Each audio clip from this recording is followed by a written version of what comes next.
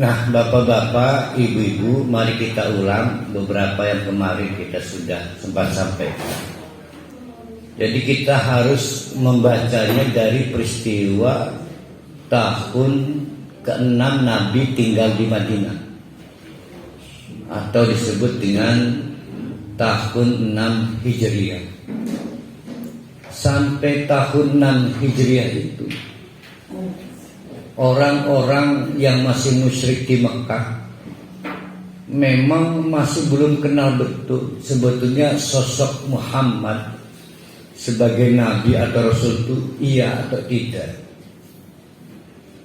Jadi keraguan-raguan soal profil Muhammad itu belum habis.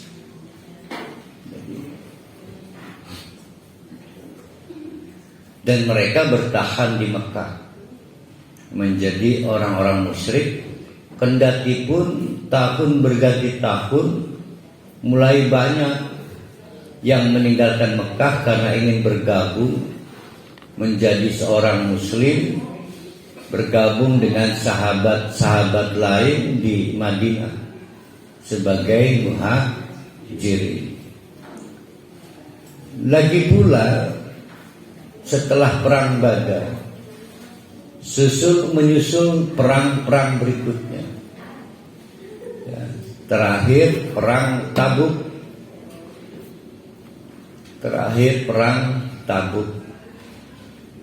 Hari itu tahun ke-6 Hijriah.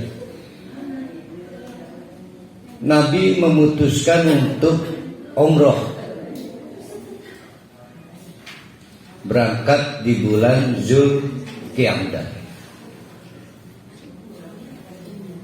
Maka ditemani dengan sahabat-sahabatnya kurang lebih sejumlah 1.500 jamaah. Berarti Nabi menjadi apa istilahnya, pemimpin haji istilahnya?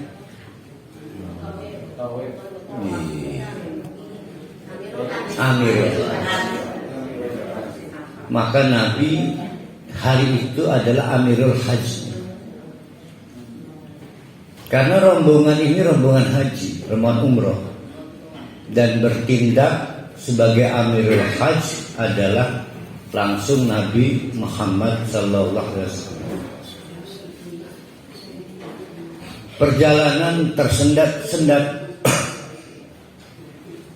tapi Nabi Muhammad menyiapkan diri dengan terus-menerus mengirim utusan untuk memantau keadaan Mekah. Khawatir rombongan umroh ini disalahpahami sebagai bentuk serangan, sehingga perjalanan tidak begitu lancar. Harus berhenti menunggu lagi info gimana si Mekah.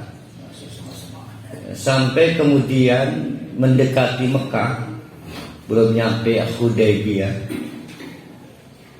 menerima kabar bahwa responnya mulai negatif. Orang-orang musyrik di Mekah menganggap rombongan umroh yang dipimpin Nabi 1.500-an jamaah itu dianggap sebagai kamuflase. Mereka sebetulnya bukan umroh semata, tapi selain umroh juga akan menyerbu Mekah.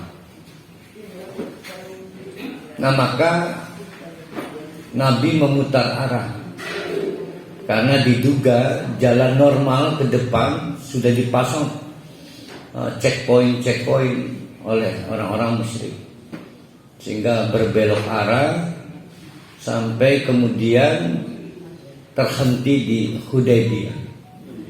Karena dari tim pemantau Mekah memberitahu bahwa keadaan semakin genting. Maka sepanjang berhari-hari tertahan di Hudaybiyah, masing-masing pihak baik dari Nabi maupun dari Mekah bertukar utusan. Nabi sendiri memutuskan untuk mengirim Umar bin Khattab, tapi Umar bin Khattab menolak karena menganggap keluarga besarnya sudah tidak ada, sudah hijrah ke Madinah semua. Sehingga kalau ada apa-apa tidak punya backing sih. Yang paling tepat menurut Umar, ya Rasulullah, adalah Utsman bin Affan. Keluarga besarnya masih banyak tertinggal di Mekah. Dan Utsman memang orang terhormat. Utsman menyanggupi. Maka berangkatlah Utsman, tetapi dari Mekah sendiri juga berkirim utusan mengecek keadaan Mekah. Agak lama Utsman tertahan di Mekah, sehingga timbul syakwa sangka di kalangan jamaah yang dipimpin oleh Rasulullah. Syakwa sangkanya adalah soal, enak amat ya, Utsman sudah tawaf di Ka'bah. Karena ambisi dan hasratnya yang besar untuk tawaf, maka yang dibayangkan juga ini terlalu Utsman ini membiarkan kita bertahan di Hudaybiyah, sementara dia menghabiskan waktu berlama-lama di Mekah dengan hak khusus, hak istimewa tawaf. Maka kata Nabi berusaha meyakinkan para sahabat, saya jamin Utsman bukan profil seperti itu. Ya, Utsman adalah sebagaimana kamu semua para sahabat. Tidak ada yang lebih dicintai kecuali Rasulnya. Tidak mungkin seorang Utsman tawaf sementara Nabi tidak tawaf. Jadi jangan khawatir lah, tenang. Nah, akhirnya Utsman datang, dan sebagaimana sudah diduga, kendati pun sudah diredam oleh Rasulullah, sahabat-sahabat ini menyambut kedatangan Utsman dengan ucapan-ucapan yang tidak pada tempatnya. Kenapa kamu tega berlama-lama di Mekah tawaf? Maka Utsman kaget. Kata Utsman, bagaimana bisa engkau menuduh saya seperti itu? Tapi segera cepat dilerai oleh Rasulullah. Cerita ini menunjukkan betapa hasratnya besar untuk umroh. Ya, setelah 6 tahun meninggalkan kampung halaman, maka umroh ada 2 kekuatan situ. Satu, pulang kampung ya ke Mekah. Yang kedua, memang mereka habitnya, kulturnya tumbuh besar dewasa bersama Baitullah, Ka'bah. Nanti ini akan menjadi kultur seluruh umat Islam di dunia. Jadi walaupun orang Pontang merasa Ka'bah itu rumah. Jadi tidak benar kalau kemudian ada anggapan wajar lah itu orang Mekah.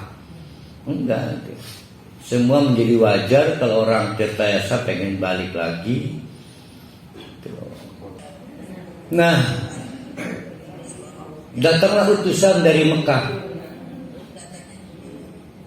Utusan ini akhirnya terbuka matanya, melihat bagaimana cara bersikap sahabat-sahabat kepada Rasulullah, cara menjaga, cara melindungi, cara berbicara, cara berdiri, semua diamati dan terkejut. Si utusan ini berbeda antara yang dibayangkan dengan yang dilihat. Mereka membayangkan bahwa klaim Muhammad itu sebagai nabi itu bohong. Muhammad itu ngaku-ngaku doang dengan nabi. Maka buru-buru si utusan ini pulang ke Mekah, bahwa saya sering melihat raja-raja, dan saya juga sering melihat bagaimana pembantu-pembantu raja itu memuliakan rajanya. Tapi saya belum pernah melihat orang sedemikian rupa dimuliakan kecuali kemarin. Yaitu saya melihat Muhammad di tengah-tengah para sahabatnya. Dan ini bukan yang lumrah utusan raja, ini pasti utusan Allah. Barulah dia mengakui bahwa Muhammad adalah utusan Allah. Maka dia memohon kepada orang-orang Quraisy, buka jalan. Mereka betul-betul ingin umroh di rumah Tuhan. Ini menunjukkan bahwa sampai tahun 6 Hijriah itu citra negatif Muhammad itu masih menjadi framing, ya, di framing sedemikian rupa sehingga banyak orang yang belum tahu bahwa Muhammad itu Nabi sampai tahun 6 Hijriah. Maka dikirim lagi utusan mewakili kabilah lain memperkuat laporan yang pertama. Dikirim lagi utusan memperkuat laporan yang pertama dan kedua. Sehingga petinggi-petinggi Quraisy mulai nggak ada gunanya ngirim utusan, karena kan laporannya sama dan usulannya sama agar memberi jalan kepada Rasulullah bersama 1.500 jamaah untuk umroh di Baitullah. Akhirnya Makkah mengirim utusan untuk melakukan perjanjian. Setelah melakukan sejumlah diskusi, maka diputuskan satu, bahwa Mekah belum siap menerima kedatangan Rasulullah. Ya. Mereka minta waktu 1 tahun semacam untuk cipta kondisi. Ya. Mereka juga khawatir terjadi disharmoni, kerusuhan, karena belum siap mentalnya. Sehingga mereka memastikan tahun ini belum boleh umroh, tapi tahun depan silahkan. Yang kedua, kita udah lelah hampir bertahun-tahun perang dan perang, ya, kerugian di kedua belah pihak. Kami di Mekah juga mengalami kerugian, di Madinah juga Muhammad bersama para sahabat baik dari Ansar maupun Muhajirin terhambat pembangunannya, karena banyak biaya-biaya mestinya untuk pembangunan infrastruktur itu habis untuk peperangan. Nah, maka kita sepakati libur perang 10 tahun, yaitu gencatan senjata selama 10 tahun. Yang ketiga, kabilah-kabilah lain yang tidak masuk dalam perjanjian ini boleh memilih. Maka ditetapkan ada satu kabilah memilih sebagai bagian dari pihak Quraisy, dan satu kabilah lainnya, Qaraj, itu memilih sebagai bagian dari pihak Muhammad dan para sahabatnya. Perjanjian itu selanjutnya disebut perjanjian Hudaybiyah. Hanya Rasulullah di bawah bimbingan wahyu yang bisa melihat perjanjian itu adalah modal kemenangan besar, tapi tidak untuk para sahabat. Mereka kecewa dan merasa terhina. Kecewa karena niat besar umroh setelah 6 tahun tidak pulang kampung, harus tertahan untuk setahun ke depan. Tapi juga terhina karena merasa tidak mendapatkan equal, ya, kesetaraan pada poin-poin di dalam perjanjian itu, sehingga mereka menjauh dari Rasulullah. Bahkan ketika Rasulullah menyatakan udah kita pulang, ayo sembelih kurban dan cukur rambut, tidak ada yang menggubris. Diulang lagi oleh Rasulullah agar para sahabat segera menyembelih kurban juga cukur rambut, tetap tidak ada yang menggubris. Sampai ketiga kali keadaan tidak berubah. Nabi terpukul hatinya. Maka Nabi masuk tenda. Kalau cerita hadis sampai menangis, ya. Nah, ditemani oleh istrinya, maka kata istrinya, keluarlah engkau, sembelihlah dengan tanganmu sendiri dan cukurlah rambut sendiri, supaya yang lain ikut. Maka beruntunglah Muhammad ini memiliki istri yang memang jiwanya besar, ya. Sebab lamun rabi kita mengompori, ya. Nah, saya belum dapat istri kayak gitu. Ngompori apa yang pirang tahun. Mudah-mudahan Allah memberi istri yang lain kayak gitu, ya. Kalau nggak kayak gitu jangan. Nah, maka Rasulullah menurut pada nasihat istrinya, dan alhamdulillah para sahabat seperti tidak mau kalah, bahkan terjadi konflik, berebut pengen paling duluan syukur, berebut pengen paling duluan menyembelih kurban. Begitulah bentuk hubungan indah antara para sahabat dengan nabinya itu Rasulullah. Kalau sudah dapat hatinya, mereka nggak mau kalah pas Nabi kelahiran itu. Demikianlah umroh pada tahun 6 Hijriah itu tertunda. Maka pada tahun 7 Hijriah selanjutnya disebut Umratul Qadha, karena memang umroh yang tertunda. Nabi, para sahabat berangkat. Kita menghitung mundur sekarang. Di dalam akta perjanjian itu gencatan senjata 10 tahun. Nah, tahun pertama Nabi menggunakan kesempatan itu dengan menulis surat. Banyak surat dikirim ke negara-negara atau kerajaan-kerajaan Nasrani, mengajak untuk masuk Islam. Seolah-olah Mekah sudah di tangan. Karena memang skenarionya kalau Mekah sudah di tangan, maka pekerjaan domestik berkurang, lebih banyak pekerjaan internasional. Tapi di tahun ke-7 Hijriah, kegiatan menulis surat, mengirim delegasi ke negara dan kerajaan-kerajaan lain yang masih Nasrani sudah dimulai. Artinya Nabi di bawah bimbingan wahyu itu tidak menganggap 10 tahun itu angka 1 sampai 10. Kalau kita logikakan butuh 10 tahun untuk Mekah kembali ke pangkuan. Ternyata tidak. Angka 10 tahun itu di tangan Allah menjadi 2 tahun. Karena tahun ke-8 terjadilah Fathul Mekah, ya, di mana Mekah kembali ke pangkuan Nabi tanpa perlawanan.